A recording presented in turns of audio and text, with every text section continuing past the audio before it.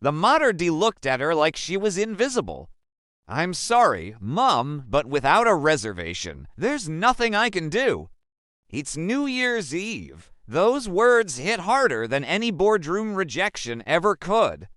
Here she stood, Victoria Sterling, CEO of Sterling Global Industries, worth $3.2 billion according to Forbes, and she couldn't get a table at Celestial, the restaurant she'd helped fund 5 years ago. The irony burned like acid in her throat. Around her, couples laughed and clinked champagne glasses, their tables glowing with candlelight and promise.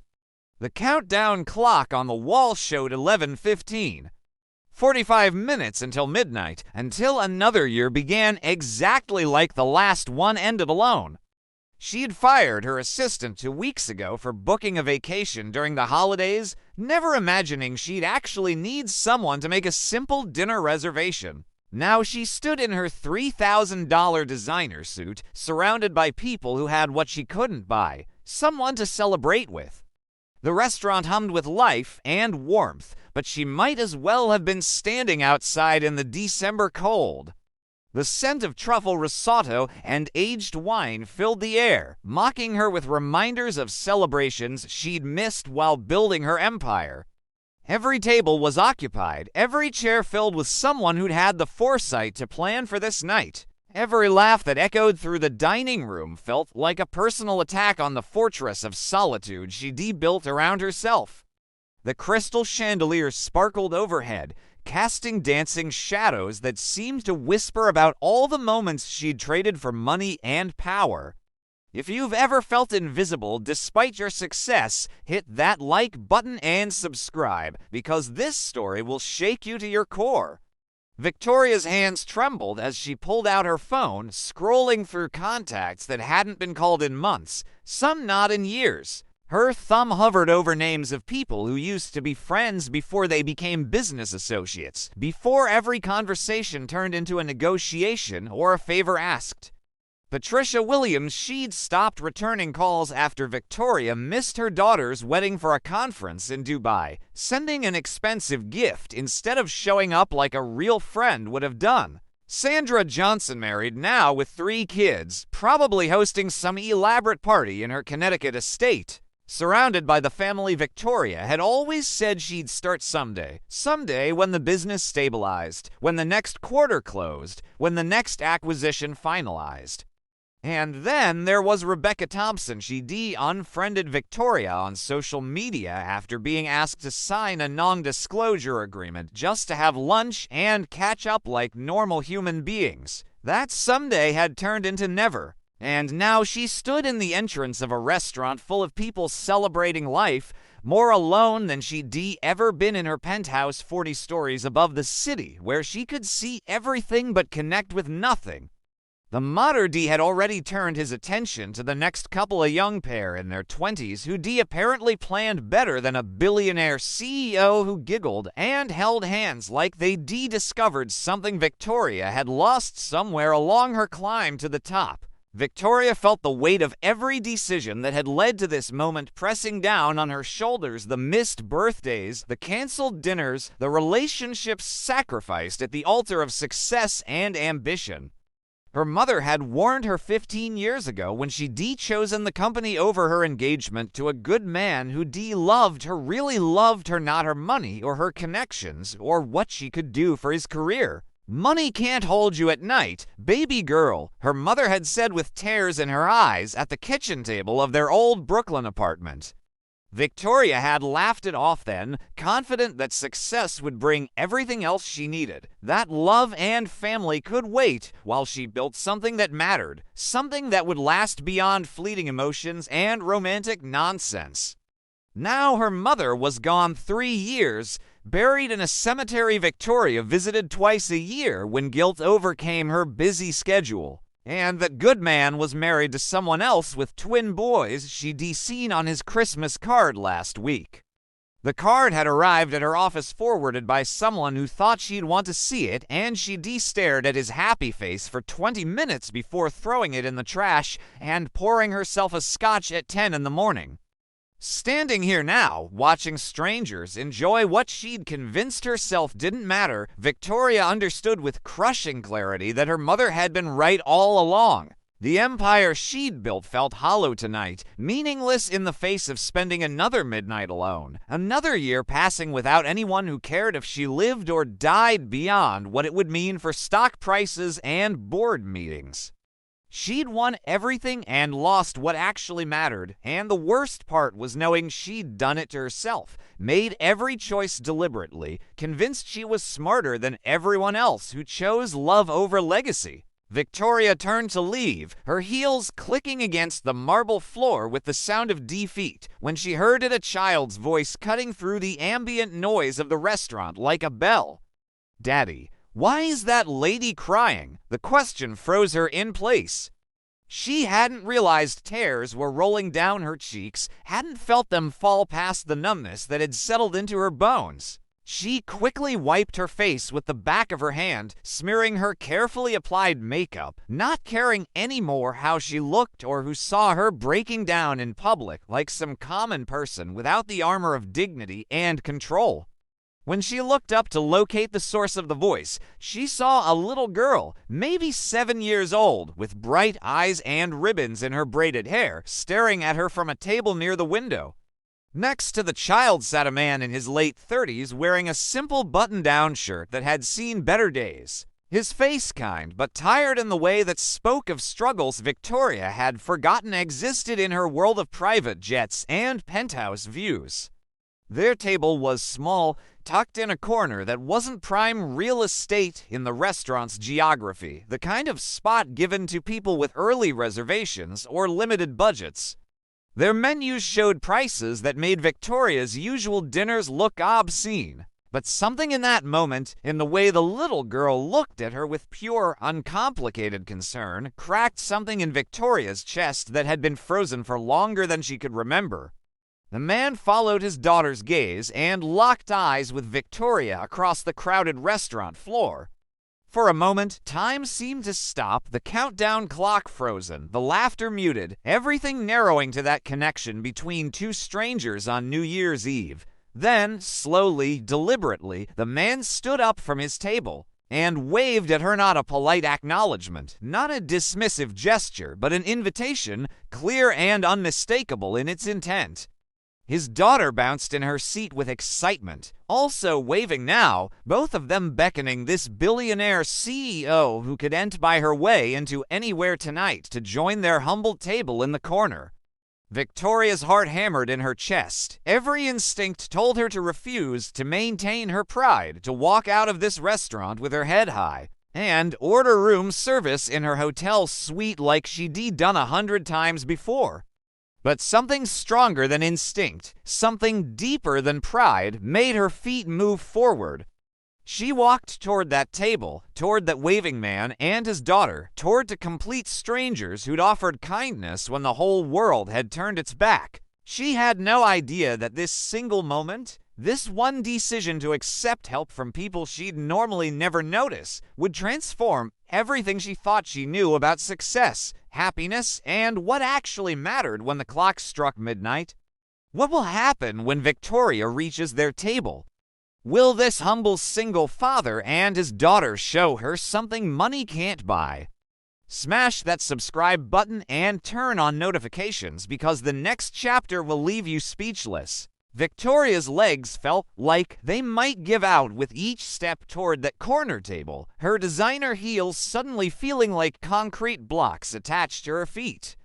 The walk across the restaurant floor couldn't have been more than 30 seconds, but it stretched into an eternity where every eye seemed to follow her, every whisper seemed to be about her, the billionaire CEO reduced to accepting charity from strangers on New Year's Eve. When she finally reached the table, she stood there awkwardly, her hands clasped in front of her like a schoolgirl called to the principal's office, unsure of what to say or how to act in a situation her business school education had never prepared her for. The man smiled warmly and gestured to the empty chair across from him. "Please join us. I'm Daniel Brooks, and this is my daughter, Zoe. We've got plenty of room, and nobody should be alone on New Year's Eve. His voice was gentle but firm, the kind that didn't leave space for argument or pride to get in the way. Zoe grinned up at her, revealing a missing front tooth that somehow made Victoria's heart ache with a longing she couldn't name. "You can sit with us. Daddy always says there's always room for one more at the table." "Are you sad because you don't have anyone to count down with? We can count down with you." The child's innocent enthusiasm cut through Victoria's defenses like a hot knife through butter, and before she knew what she was doing, she was pulling out the chair and sitting down, her expensive purse placed carefully on the floor beside her feet. The silence that followed felt heavy and awkward as Victoria tried to remember how to have a normal conversation with people who were trying to sell her something or ask her for something or impress her with something. Daniel seemed to sense her discomfort and busied himself with straightening the silverware that didn't need straightening while Zoe stared at her with the unfiltered curiosity only children possess, her big brown eyes taking in every detail of Victoria's designer clothes and diamond earrings. "You're very pretty," Zoe said finally, breaking the silence with the honesty that adults had learned to hide behind politeness and social convention. "But you look sad." "My teacher says pretty doesn't mean happy. Are you happy?"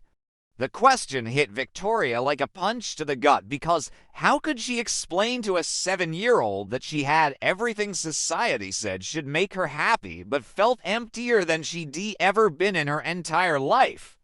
"I thank you, sweetheart. That's very kind of you to say," Victoria managed, her voice cracking slightly on the words. Daniel shot his daughter a look that was half apologetic, half amused.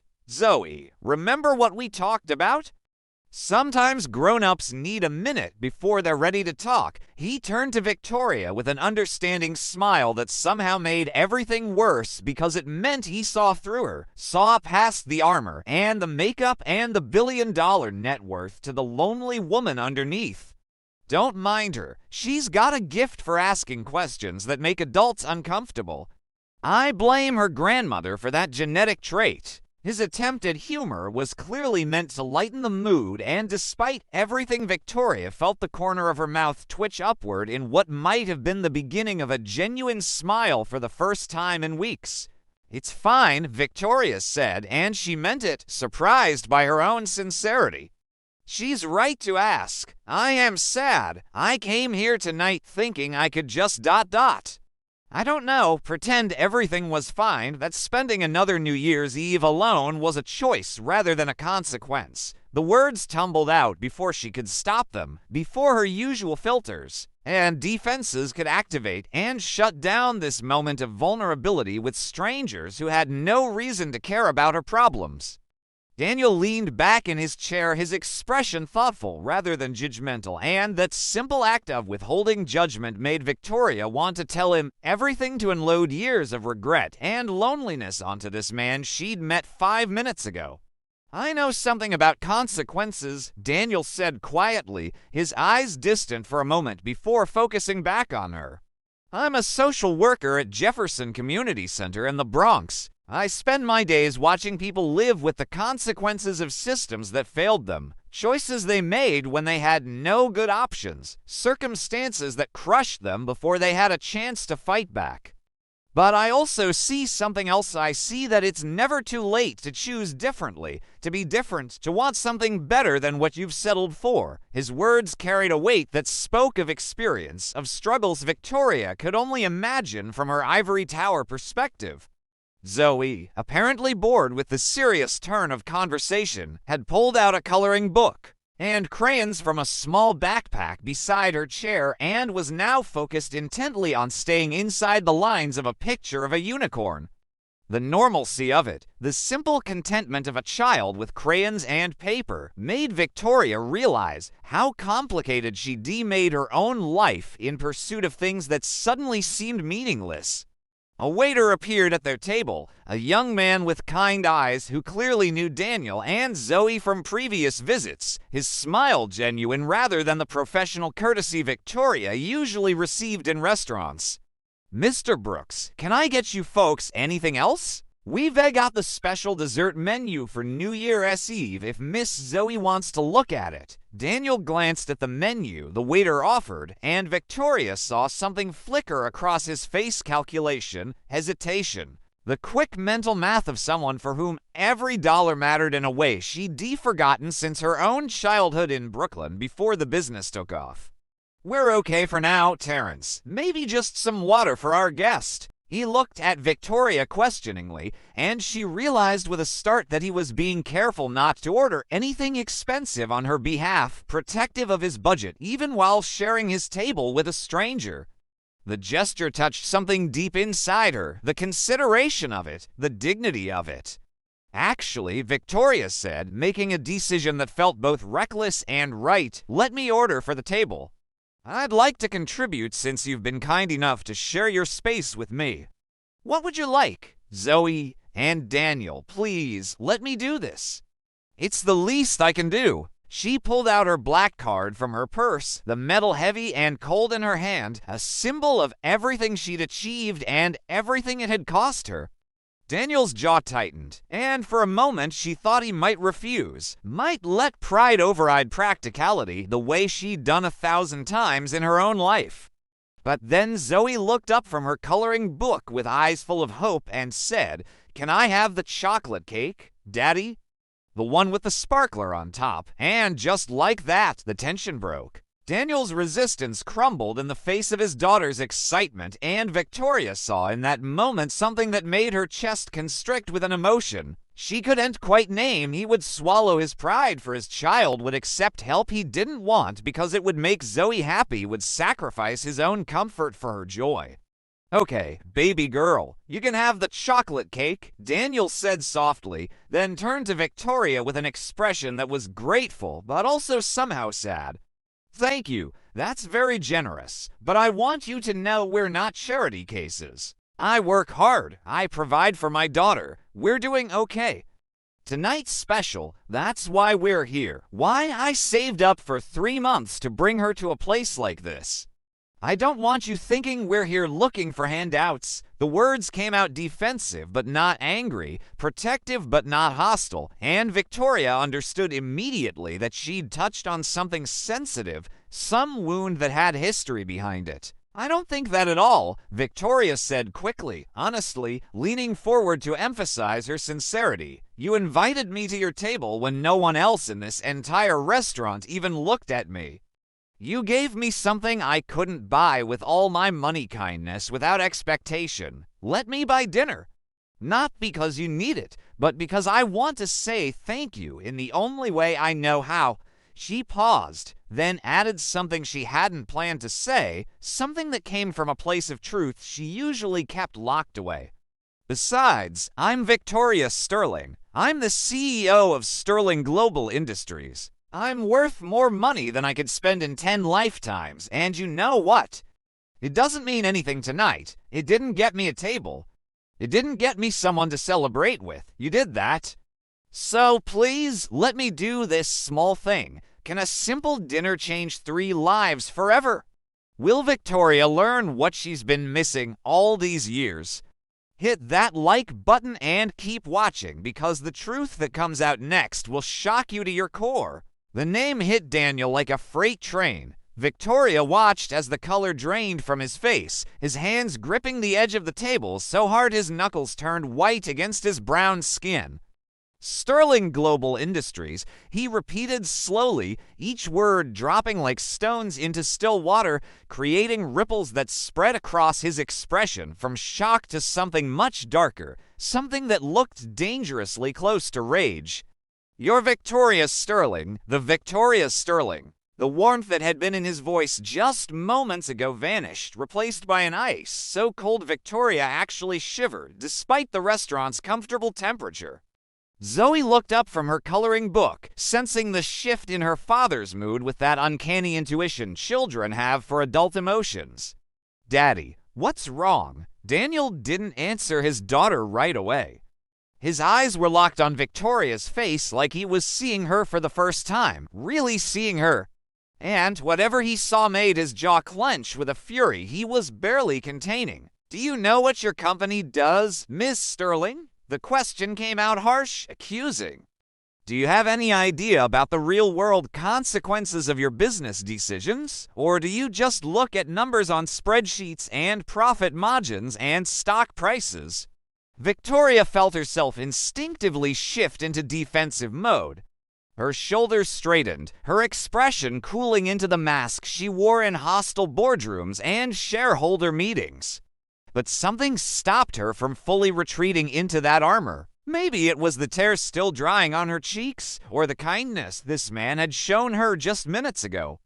Or maybe, just maybe, it was the growing suspicion that she was about to learn something that would shatter whatever remained of her carefully constructed world. I don't understand, Victoria said carefully. Her business instincts were screaming at her to shut down this conversation, to walk away, to protect herself from whatever accusation was coming. But her feet remained planted, her body frozen in her chair. Daniel laughed, but it was a bitter, humorless sound, the kind of laugh that comes from deep pain, not joy. 6 months ago, he began, his voice growing louder with each word. Your company bought Jefferson Community Center, the building, the land, everything. We got a notice that our lease wouldn't be renewed, that the property was being redeveloped into luxury condos because that's what your market analysis said would maximize returns on investment in that neighborhood. His voice drew attention from nearby tables, but he didn't seem to care about the stares or the whispers spreading through the restaurant like wildfire. That community center has been serving the South Bronx for 40 years.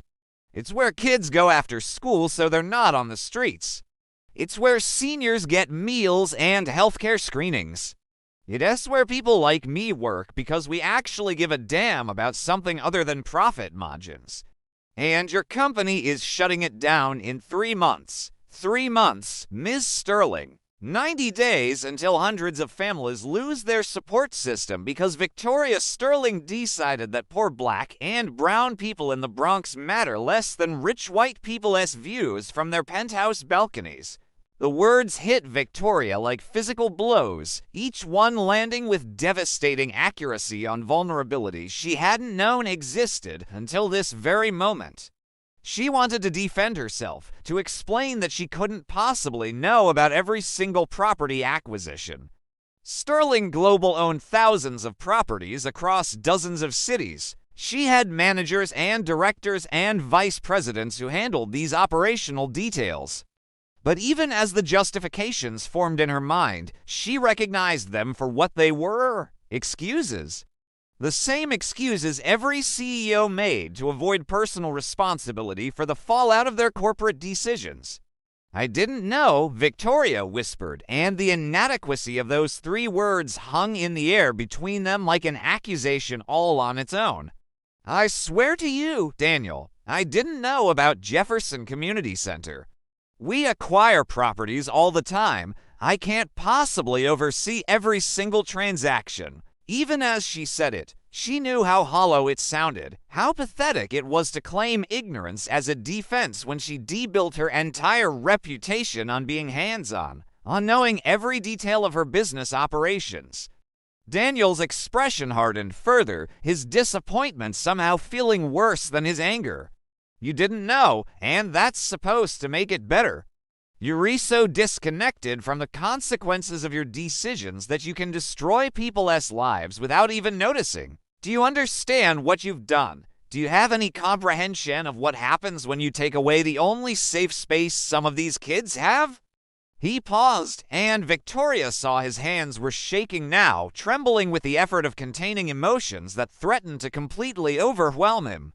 My daughter, he continued, his voice cracking, goes to that community center every day after school while I finish my shift. The staff there knows her. They keep her safe. They help her with her homework. They feed her a hot meal before I pick her up. When your company closes, Jefferson, I don't know what I'm going to do. I can't afford private after-school care. I can't leave her alone. I'll probably have to quit my job, which means we'll lose our apartment. Which means Zoe's life falls apart because a billionaire needed to add another zero to her net worth. The devastation in his voice transformed his words from an accusation into something far more painful, a prophecy of suffering, a preview of the real consequences Victoria's business decisions would inflict on real people with real lives and real struggles. Victoria felt sick, physically ill. Her stomach was churning with a nausea that had nothing to do with the food and everything to do with the truth Daniel was forcing her to confront about herself and her company. She thought about the acquisition reports she'd approved last quarter, dozens of them. Each one was just a paragraph or two summarizing location, cost, projected returns, strategic value. She'd signed off on the Jefferson Community Center without a second thought, probably while on a conference call about something else. She'd never once considered that buildings had people in them, that redevelopment was just a sanitized word for displacement, that maximizing shareholder value often meant destroying community value. "Daddy, why are you yelling?" Zoe's small voice cut through the thick tension, her eyes wide and frightened as she looked between her father and Victoria. "I don't like it when you yell. You said we should always be kind to people." The innocence of that statement broke something in Daniel's anger. Victoria watched as he visibly struggled to regain his control, taking deep breaths and closing his eyes for a moment before opening them again with a softer expression. "You're right, baby girl. I'm sorry. I shouldn't have raised my voice." He looked at Victoria again, and this time there was sadness mixed with the anger, a resignation that was somehow worse than pure fury. "I invited you to our table because you looked like you needed kindness, because my mother raised me to help people who are hurting, because I actually believe that everyone deserves dignity and compassion regardless of who they are or what they have. I didn't know I was inviting the person who is about to destroy my life and my daughter's future." Funny how the universe works sometimes. The irony was crushing. She'd come to this restaurant feeling sorry for herself, drowning in loneliness, and now she was face to face with someone whose real problems made her emotional crisis look like a spoiled child's tantrum. "Let me fix this," Victoria said urgently, desperately. Her business mind was already racing, calculating possibilities and solutions, because fixing problems was what she did. It's what had made her so successful. "I can cancel the redevelopment. I can extend your lease indefinitely. I can fund upgrades to the facility, expansion of services, whatever you need. Just tell me what it takes to make this right." She pulled out her phone, ready to start making calls, even though it was New Year's Eve, even though it was almost midnight. Surely, money could solve this problem, just like it had solved every other problem in her career. But Daniel was already shaking his head, his expression a mixture of pity and disgust that cut deeper than his anger ever could. "You think you can just write a check and fix this? You think throwing money at the problem erases what you've done, what you were willing to do? This isn't about Jefferson Community Center anymore, Ms. Sterling. This is about who you are. You built an empire on not knowing, on not caring, on treating people like numbers on a balance sheet. You came to this restaurant tonight feeling lonely and sorry for yourself, and you know what? You should feel lonely. You've earned it. Every relationship you destroyed for profit, every community you displaced for development, every person whose life you ruined while you climbed your way to the top, they all add up to this moment right here sitting across from someone who was kind to you before he knew who you really were." He stood up from the table, pulling out his wallet and throwing cash down for their modest meal, rejecting even the dinner Victoria had offered to buy. "Come on, Zoe, we're leaving. We'll watch the countdown from the subway platform like we did last year. It's more honest than staying here." Zoe looked confused and sad, gathering her coloring book and crayons slowly, clearly not understanding why the nice, pretty lady had made her daddy so upset. As Daniel took his daughter's hand and turned to leave, Victoria sat frozen in her chair, unable to move, unable to speak, unable to do anything except watch them walk away. The countdown clock on the wall ticked closer to midnight, marking the end of a year that had just revealed how utterly empty her success really was. What has Victoria's empire truly cost her? Can money really fix the damage she's caused? Smash that subscribe button because Chapter 4 will reveal secrets that change everything. Thanks for listening. Victoria sat alone at the table Daniel and Zoe had abandoned, staring at the cash he'd left behind like it was evidence in a crime scene, which in a way it was evidence of her guilt, proof of damage that couldn't be undone with apologies or good intentions. The restaurant continued buzzing around her, couples laughing and toasting, completely unaware that her entire world had just collapsed in the span of a 15-minute conversation. She picked up one of the bills Daniel had thrown down, a 20 that was probably meant to last him much longer than one dinner, and felt tears streaming down her face again for the second time tonight. The waiter, Terrence, approached cautiously, clearly having witnessed at least part of the confrontation.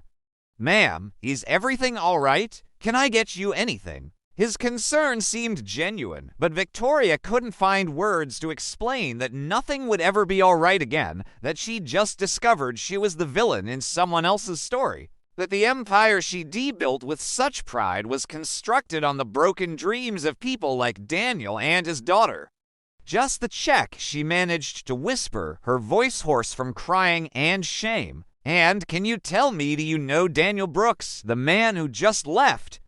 Terrence nodded slowly, his expression softening with obvious affection. "Mr. Brooks? Yeah, he comes in here once a year on New Year's Eve, saves up all year for it. He always brings Zoe, always sits at that same table, always orders the cheapest items on the menu, but tips like he's rich. He's a good man, one of the best. Why do you ask?" The answer to that question was too complicated, too painful, too revealing of Victoria's moral bankruptcy to articulate to a stranger, so she just shook her head and handed him her black card without looking at the bill's total. When Victoria finally left Celestial, the cold December air hit her face like a slap, shocking her system but not enough to numb the pain radiating from somewhere deep in her chest. The streets of Manhattan were packed with revelers heading to Times Square or parties or bars, everyone dressed up and excited for the countdown that was now less than 20 minutes away. She walked without direction or purpose, her expensive heels clicking against sidewalks wet with melted snow, her designer coat insufficient protection against the cold that had nothing to do with temperature and everything to do with the ice forming around her heart. Her phone buzzed repeatedly in her purse, probably her board members sending New Year's wishes, probably business contacts networking even on a holiday, probably people who wanted something from her but didn't actually care about her. She ignored it all and kept walking block after block until she found herself in front of a subway entrance she hadn't used in 15 years, not since she'd become successful enough to never have to take public transportation again. Daniel had said something about watching the countdown from a subway platform. It was a long shot, probably stupid, definitely beneath the dignity a CEO was supposed to maintain, but Victoria found herself descending the stairs anyway, swiping her credit card at the turnstile because she didn't even carry Metro cards anymore, joining the mass of regular people heading home or heading out to celebrate a new year that felt more like an ending than a beginning. The subway platform was crowded with people in various states of celebration and sobriety, some dressed in expensive party clothes like Victoria, others in work uniforms suggesting they'd just finished shifts and were heading home tired and ready for rest. She scanned the crowd desperately, looking for a little girl with ribbons in her braided hair, looking for a man in a simple button-down shirt whose words had cut through her defenses and exposed truths she'd spent years avoiding. And then she saw them standing at the far end of the platform, away from the crowds, Daniel holding Zoe's hand while they both stared at a faded advertisement on the wall like it was the most interesting thing in the world. Victoria's feet moved before her brain could talk her out of it, carrying her through the crowd of strangers until she stood about 10 feet away from them, close enough to speak, but far enough to run if they rejected her again. "Daniel," she called out, her voice barely audible over the noise of the platform and an approaching train. He turned slowly, his expression shifting from surprise to wariness when he recognized her. Zoe's face lit up briefly before confusion took over, clearly remembering that her daddy had been upset with the pretty lady. "What are you doing here?" Daniel asked, his tone not quite hostile but definitely not welcoming either. "This isn't your world, Ms. Sterling. People like you don't ride the subway. People like you don't have to." The accusation in his voice was softer than before, but still present, still painful, still deserved. "You're right," Victoria said, and the admission felt like pulling out her own teeth, painful and bloody and necessary. "This isn't my world anymore. I forgot where I came from. I forgot what it was like to count pennies and save up for special occasions and worrying about whether I could afford next month's rent. I grew up in Brooklyn in a one-bedroom apartment with my mother who cleaned houses for rich people in Manhattan. I took the subway every day to a public school in a bad neighborhood. I worked 3 jobs to pay for community college before I got a scholarship to Columbia. I know what struggle looks like, Daniel. I lived it. But somewhere along the way, I forgot. Or maybe I chose to forget because remembering was too painful, too inconvenient, too much of an obstacle to becoming the person I thought I needed to be." The words poured out of her like a confession, like she was in church seeking absolution for sins she decommitted knowingly and deliberately over years and years of climbing. "My mother died 3 years ago. Cancer. She called me for 2 weeks straight, asking me to come visit, saying she needed to see me, that it was important. I was in Tokyo closing a deal that would add $50 million to our quarterly profits. I told her I'd come next month, that I'd make it up to her, that she'd understand because she'd always understood before. She died the day after I got back to New York. I never made it to the hospital in time. The last conversation I had with her was me explaining why a business deal was more important than her dying wish to see her daughter one last time." Victoria's voice broke on the last words, and she saw something shift in Daniel's expression, anger softening into something more complicated. "I'm not telling you this for sympathy." Victoria continued wiping tears from her face with the back of her hand, not caring any more about mascara or dignity or maintaining the image of a powerful CEO who had everything under control. "I'm telling you because you're right about me. You're right about everything. I don't know the people my decisions affect. I don't think about the consequences beyond profit margins and shareholder value. I've become exactly the kind of person my mother cleaned houses for, the kind who treated her like she was invisible, like she didn't matter, like her life and struggles were somehow less real than theirs. And now I'm doing the same thing to people like you. And Zoe, people who deserve better, who deserve someone in power who actually gives a damn about their lives." She took a deep breath, steadying herself for what came next. "I can't undo what I've done. I can't bring back my mother or the years I wasted building something that means nothing without people to share it with. But I can do something about Jefferson Community Center. Not because its lines make me feel better or assuage my guilt or earn your forgiveness. I don't deserve any of those things. But because it's the right thing to do, because those kids and seniors and families need that space, because you and Zoe need that space. Tomorrow morning, first thing, I'm personally overseeing the cancellation of that redevelopment project. The community center stays. The lease is permanent. And I'm establishing a fund to support programs there. No strings attached, no publicity, no tax write-offs for good press. I'm doing it because you showed me tonight what I've become, and I don't want to be that person anymore." The announcement echoed across the subway platform just as the countdown started somewhere above them, people shouting numbers enthusiastically. 10, 9, 8. Daniel stared at her for a long moment, searching her face for signs of deception or manipulation, looking for the angle, because people like Victoria Sterling always had an angle. 7, 6, 5. Then Zoe tugged on her father's sleeve and whispered something Victoria couldn't hear over the crowd noise. 4, 3, 2. Daniel's expression softened completely, and he nodded once, a gesture that wasn't quite forgiveness, but might be the beginning of something like understanding. 1. Happy New Year.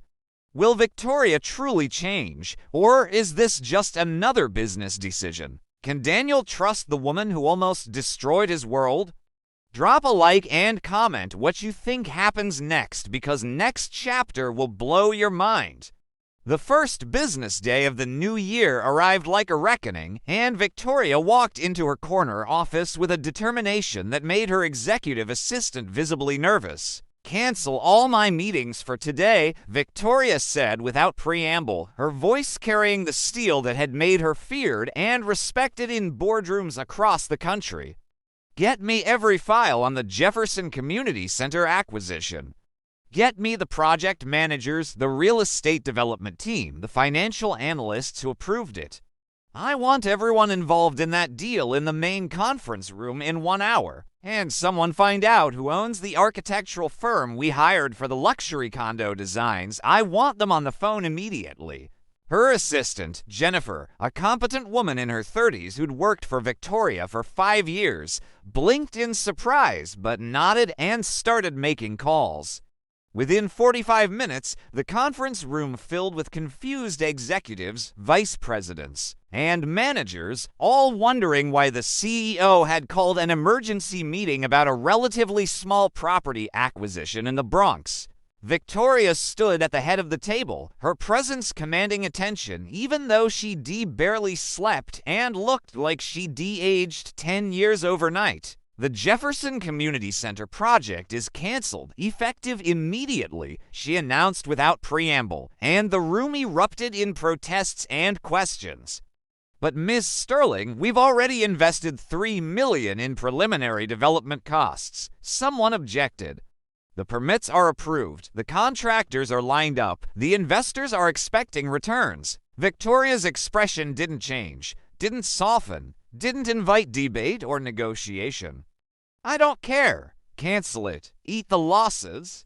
Refund the investors. Do whatever needs to be done, but that community center stays exactly where it is." The pushback was immediate and fierce, exactly as Victoria had expected, because corporations didn't become billion-dollar enterprises by prioritizing community needs over profit margins. Her CFO, Richard Thompson, a man who'd been with her since the beginning and knew how to challenge her without crossing lines, leaned forward with obvious concern etched across his features. "Victoria, can we talk about this privately? This doesn't make financial sense.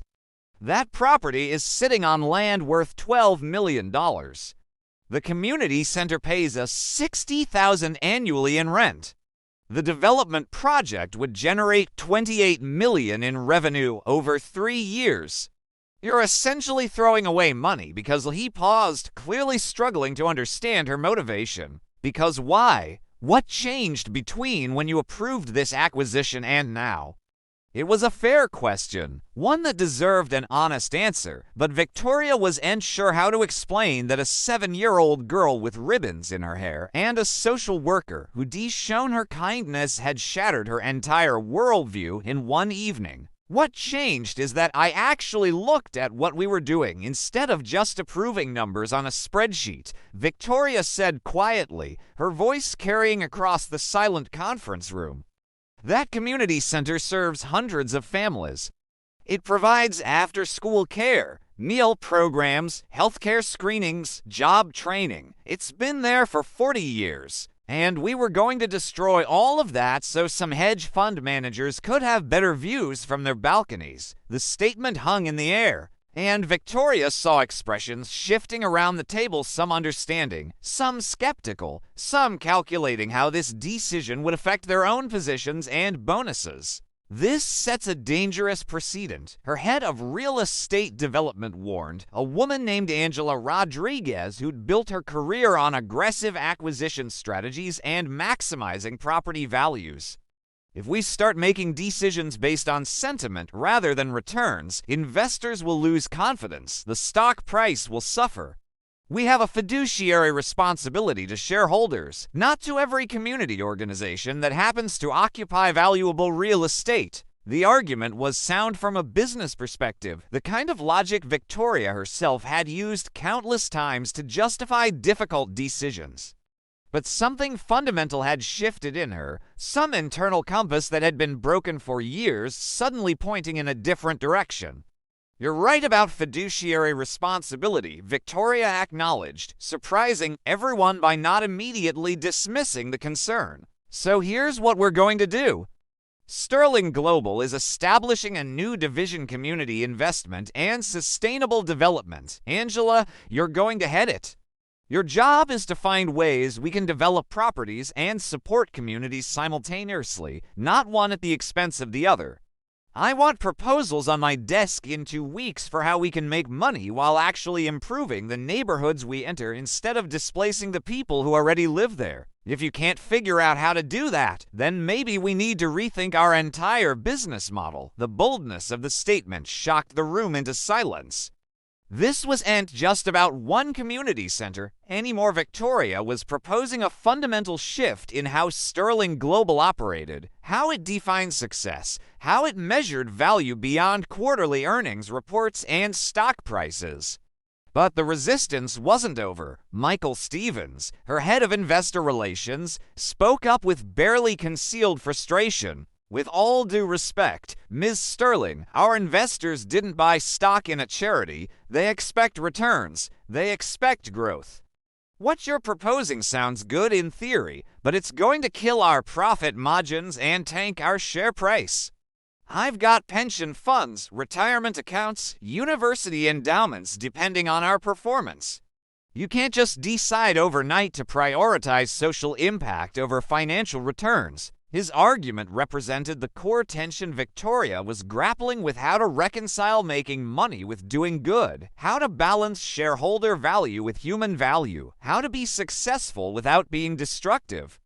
The old Victoria would have agreed with Michael, would have prioritized numbers over people, would have made the safe choice that protected her empire, even if it hurt others. But the old Victoria had spent New Year's Eve crying in a restaurant and getting destroyed by a social worker on a subway platform. And she wasn't that person anymore, couldn't be that person anymore if she wanted to live with herself. "Here's what I know," Victoria said, her voice steady despite the trembling she felt inside. "I built this company from nothing. I grew up poor in Brooklyn with a single mother who worked herself to death cleaning other people's houses. I know what it's like to need places like Jefferson Community Center, to depend on programs that give kids a safe place to go, to rely on community support when you've got nothing else. And somewhere along the way, I forgot all of that. I became the person who destroys those places without even thinking about it. Well, I'm done forgetting. I'm done pretending that profit justifies everything. If our investors can't handle us being a company that makes money and does right by communities, then maybe they should invest somewhere else." The declaration was met with stunned silence, and Victoria could see people exchanging glances, wondering if their CEO had lost her mind, calculating how this would affect their careers and compensation packages. Then Jennifer rushed into the conference room, tablet in hand, her expression urgent. "Ms. Sterling, I'm sorry to interrupt, but you need to see this. It's everywhere: social media, news websites, financial blogs." She turned the tablet toward Victoria, and what she saw made her blood run cold. Someone had recorded part of her confrontation with Daniel at Celestial on New Year's Eve, and it had gone viral overnight. The video showed Daniel standing up, his voice raised, accusing Victoria of destroying communities for profit. It showed her sitting there with tears streaming down her face. It showed them arguing while Zoe looked scared and confused. And the comments were brutal: thousands of people condemning her, calling her heartless, demanding boycotts of Sterling Global, sharing stories of other communities her company had displaced. But there were also other comments, ones that made her heart stop. Someone had posted Daniel's full name and where he worked. Someone else had shared Zoe's school information. The internet had done what it always did: turned a private moment into public spectacle and endangered innocent people in the process. "Oh God," Victoria whispered, her hands shaking as she scrolled through increasingly threatening messages directed at Daniel for attacking a billionaire. and equally vicious messages directed at her for being a heartless corporate monster. This is my fault. I have to fix this. I have to protect them. She looked up at the confused faces around her conference table and made a decision that would either save her soul or destroy her empire. Meeting adjourned. I have to go. Jennifer, draft a press release. We're announcing the cancellation of the Jefferson Community Center project and the creation of a $50 million fund to support community programs across the city. Make sure it's clear this isn't a publicity stunt, it's the right thing to do, and get me Daniel Brooks' phone number. I need to warn him about what's happening before this gets any worse. As Victoria rushed out of her own boardroom, leaving behind a room full of executives questioning her sanity and their futures. She had no idea that the viral video was about two trigger consequences neither she nor Daniel could have possibly anticipated. What happens when a private moment becomes public scandal? Can Victoria protect Daniel and Zoe from the chaos she's unleashed? Hit that subscribe button hard because the final chapter will leave you in tears. Victoria found Daniel and Zoe at Jefferson Community Center 3 hours later, surrounded by reporters and camera crews who descended on the South Bronx like vultures sensing a story. The scene was chaos journalists shouting questions, people from the neighborhood forming a protective circle around Daniel and his daughter, security guards from the community center trying unsuccessfully to maintain order. Victoria's driver had warned her against coming here, said it was too dangerous, that she should handle this through lawyers and PR teams like every other corporate crisis. But she'd ignored him and stepped out of her town car into the madness, her presence immediately noticed and triggering an even louder surge of questions and accusations. Ms. Sterling, is it true you're displacing hundreds of families? Did you really threaten Mr. Brooks on New Year's Eve? How do you respond to allegations that Sterling Global deliberately targets low-income communities? The questions came from all directions, microphones thrust in her face, cameras capturing every moment for the 24-hour news cycle that fed on conflict and controversy. But Victoria pushed through them all, her eyes locked on Daniel, who stood on the community center steps holding Zoe close, his expression a mixture of anger and fear and exhaustion.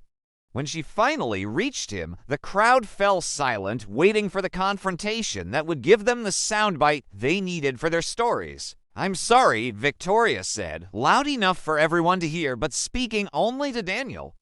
"I'm sorry for what I did to this community. I'm sorry for the video going viral.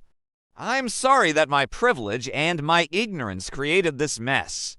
But most of all, I am sorry that you and Zoe are being dragged through this when all you did was show kindness to a stranger who didn't deserve it." Daniel stared at her for a long moment, and Victoria couldn't read his expression, couldn't tell if he was about to tell her to leave or forgive her or something in between. Then Zoe, brave little Zoe who'd asked on New Year's Eve why the pretty lady was crying, tugged on her father's sleeve and whispered something only he could hear. Daniel's expression softened, and he looked down at his daughter with so much love that Victoria felt her heart crack open with understanding of what she'd been missing all these years. "Zoe says you look sad again," Daniel said quietly, though the microphones around them picked up every word.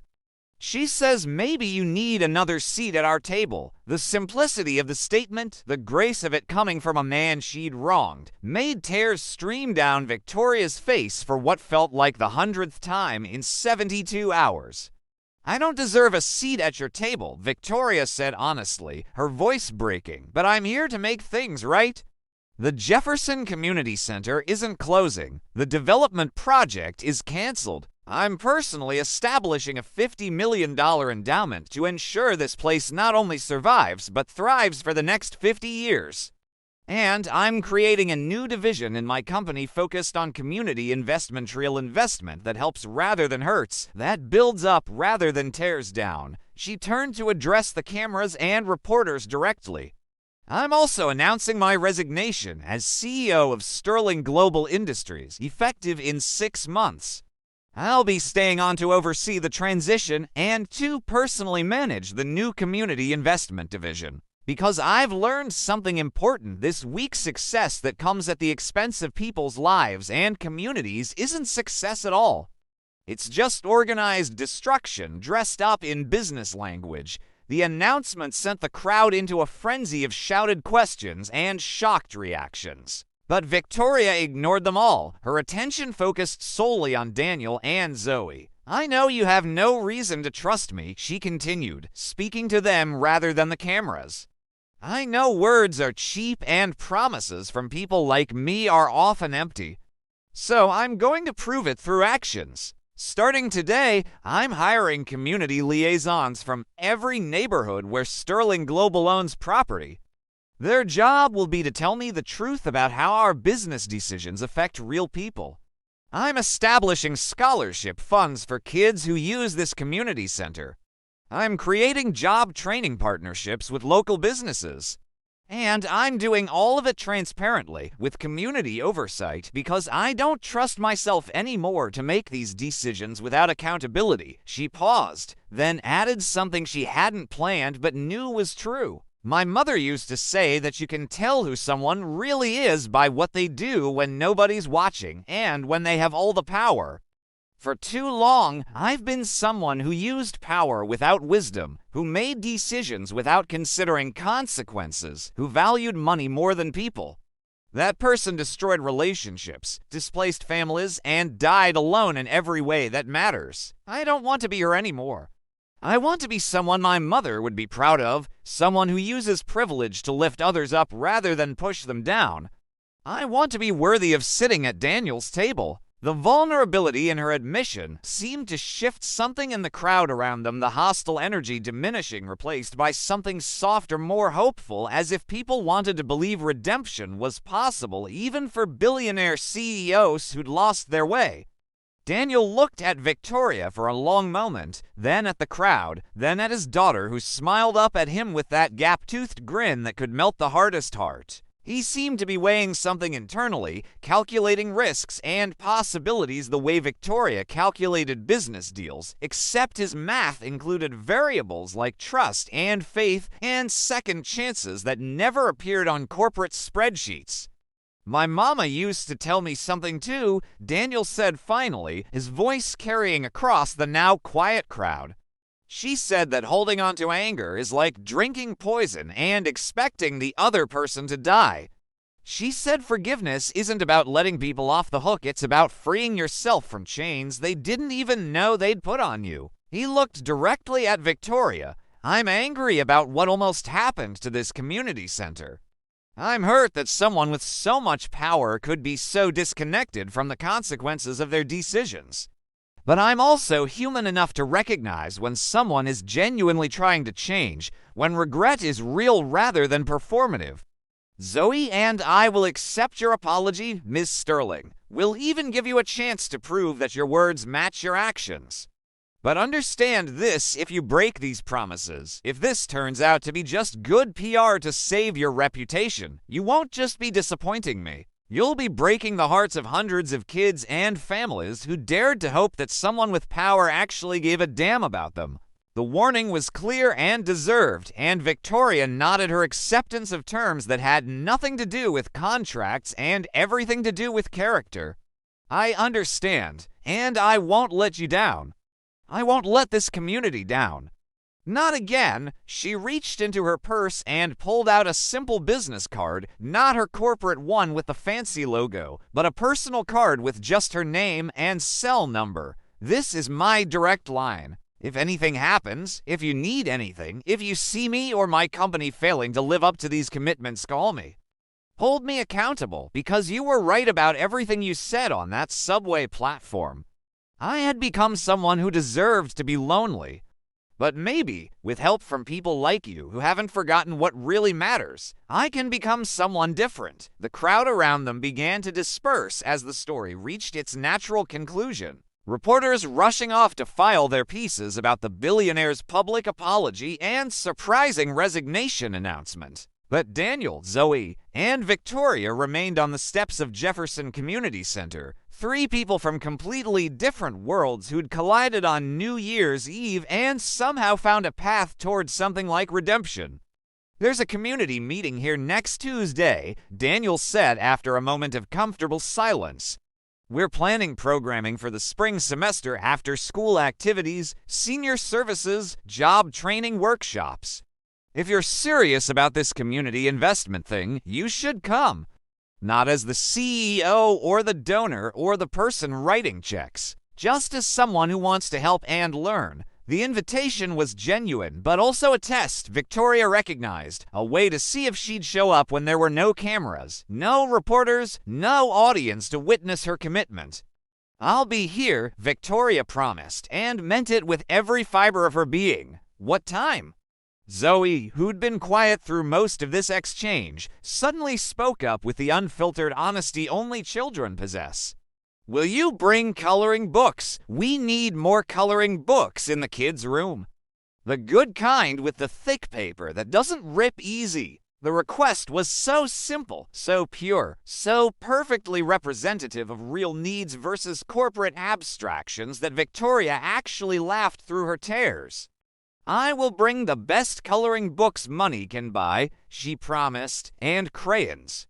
The big boxes with all the colors." As the sun began to set over the Bronx, painting the sky in shades of orange and pink that Victoria hadn't taken time to notice in years, she realized something profound had shifted inside her. The loneliness that had driven her to that restaurant on New Year's Eve hadn't disappeared entirely, but it had transformed into something else, a recognition that connection required vulnerability, that belonging demanded showing up authentically, that love in all its forms was earned through consistent action rather than grand gestures.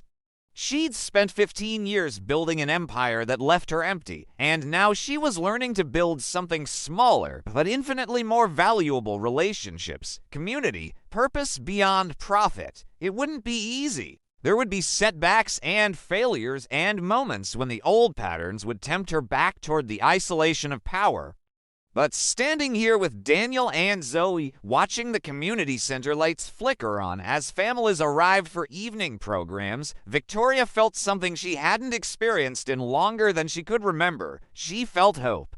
And maybe, just maybe, she felt the first stirrings of happiness earned not through achievement, but through connection with people who'd given her the greatest gift possible: a second chance to become someone worth knowing. If this story touched your heart, don't forget to like, subscribe, and share it with someone who needs to hear this message. Sometimes the biggest success isn't what we gain, but what we're willing to give up to become who we're meant to be. Comment below about a time when a stranger's kindness changed your life, because every story like Victoria's starts with someone brave enough to wave across a crowded room and say, "There's always room for one more at the table." Happy New Year, and may we all find the courage to choose people over profit, connection over isolation, and redemption over regret.